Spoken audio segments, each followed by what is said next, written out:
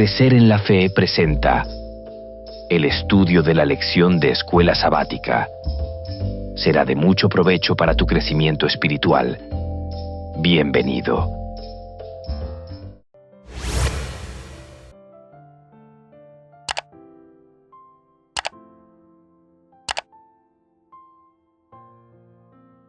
¿Eres tú el rey de los judíos?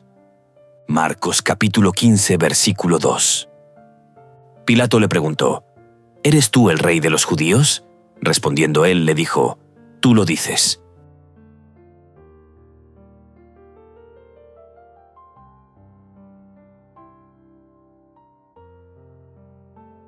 Iniciaremos nuestro estudio leyendo un resumen de Marcos capítulo 15, versículos del 1 al 15.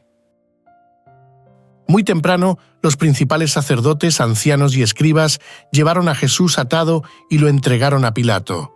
Pilato le preguntó si era el rey de los judíos y Jesús respondió, «Tú lo dices». Los sacerdotes lo acusaban, pero Jesús no respondió, lo que asombró a Pilato. Durante la fiesta, Pilato solía liberar a un preso. La multitud pidió que soltara a Barrabás, un criminal, en lugar de Jesús. A pesar de saber que los sacerdotes lo entregaron por envidia, Pilato cedió a la multitud, liberó a Barrabás y entregó a Jesús para ser crucificado. Teniendo en cuenta el anterior relato, responderemos la siguiente pregunta. ¿Qué clase de circunstancias irónicas ocurren aquí? En Marcos capítulo 15, versículos del 1 al 15, Jesús es llevado ante Pilato, el gobernador romano, después de haber sido arrestado y juzgado por los líderes religiosos judíos. En este pasaje se presentan varias circunstancias irónicas que resaltan la injusticia y la hipocresía de los eventos que rodean la condena de Jesús. Algunas de estas ironías incluyen: primero, la inocencia de Jesús frente a la culpa de Barrabás.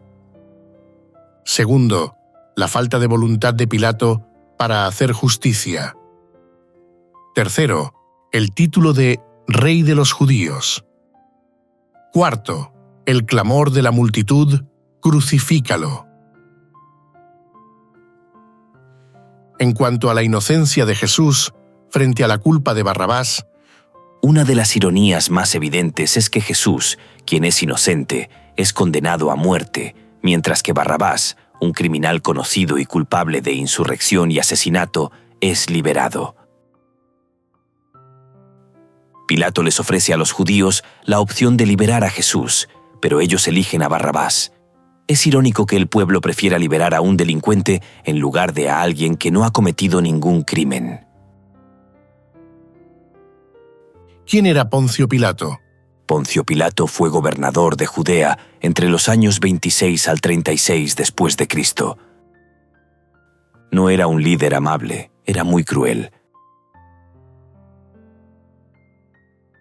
El juicio de Jesús resultó en una sentencia de muerte por blasfemia. Sin embargo, bajo el gobierno romano, los judíos no podían ejecutar personas en la mayoría de los casos, así que trajeron a Jesús ante Pilato para que lo condenara. El cargo contra Jesús ante Pilato no es mencionado, pero es posible deducirlo a partir de la breve pregunta que le dirige al Señor. ¿Eres tú el rey de los judíos? Por lo tanto, la acusación presentada ante el Sanedrín contra Jesús fue de blasfemia, mientras que la esgrimida contra él ante el gobernador Poncio Pilato fue de sedición, pretendía ser rey, lo que podía conducir a la muerte. En cuanto a la falta de voluntad de Pilato para hacer justicia. Pilato reconoce que Jesús es inocente y que los líderes religiosos lo han entregado por envidia, pero no percibe que, al formular la pregunta a la multitud, está haciendo el juego a los dirigentes religiosos. Sin embargo, en lugar de actuar con justicia, incitan a la multitud y piden la crucifixión de Jesús. Pilato cede a la presión de la multitud para evitar problemas políticos. Es irónico que Pilato, quien tiene el poder de hacer lo correcto, elige hacer lo incorrecto por conveniencia. Igual es irónico es que el gobernador romano quisiera liberar al Mesías, mientras que los dirigentes religiosos judíos lo querían crucificado. En cuanto al título de Rey de los Judíos, a lo largo del juicio, Jesús es llamado Rey de los Judíos de manera irónica, tanto por los líderes religiosos como por los soldados romanos. Aunque se burlan de él, la ironía es que, en realidad, Jesús es el verdadero Rey, no solo de los judíos, sino de toda la humanidad, y su reino es espiritual y eterno. La ironía radica en el hecho de que Jesús es tanto el Mesías como el Rey de los judíos. Las condenas contra Jesús por blasfemia y sedición estaban equivocadas. Debió haber recibido, en cambio, homenaje y adoración. En cuanto a la última ironía sobre el clamor de la multitud crucifícalo, podemos ver que la multitud pide la crucifixión de Jesús, gritando «Crucifícalo». Es irónico que algunos de los mismos que habían aclamado a Jesús como el Mesías durante su entrada triunfal en Jerusalén, ahora exigen su muerte. Estas ironías subrayan la naturaleza paradójica del proceso de condena de Jesús, donde la verdad y la justicia se distorsionan en favor de la mentira y la injusticia. Del anterior relato bíblico podemos extraer las siguientes lecciones espirituales. Primero, el silencio de Jesús frente a la injusticia. Segundo, la influencia negativa del orgullo y la envidia. Tercero, el peligro de ceder a la presión popular. Cuarto, el verdadero reino de Cristo.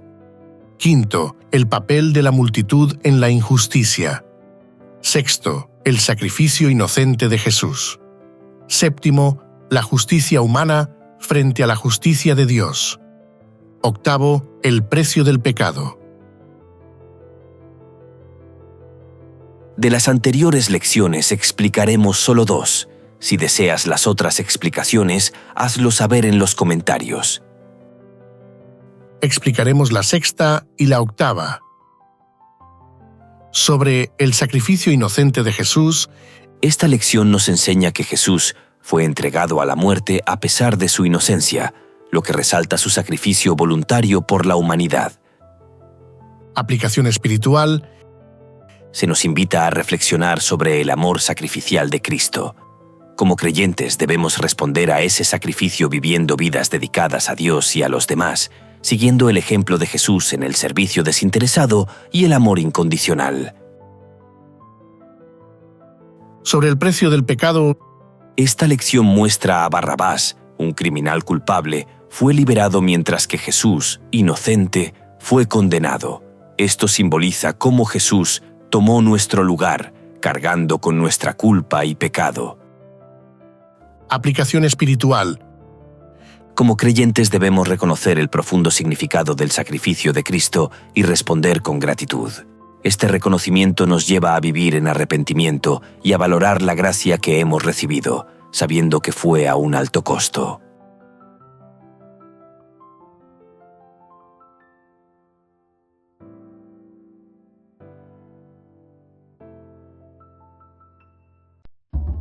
Crecer en la Fe les invita y les motiva a seguir estudiando las Sagradas Escrituras a través de este material. Y recuerde suscribirte a nuestro canal, comentar, compartir, activar la campanita y darle like. Esto será de gran ayuda para el crecimiento de nuestro ministerio y así poder llegar a muchas personas más. Muchas gracias por tu apoyo. Dios te bendiga.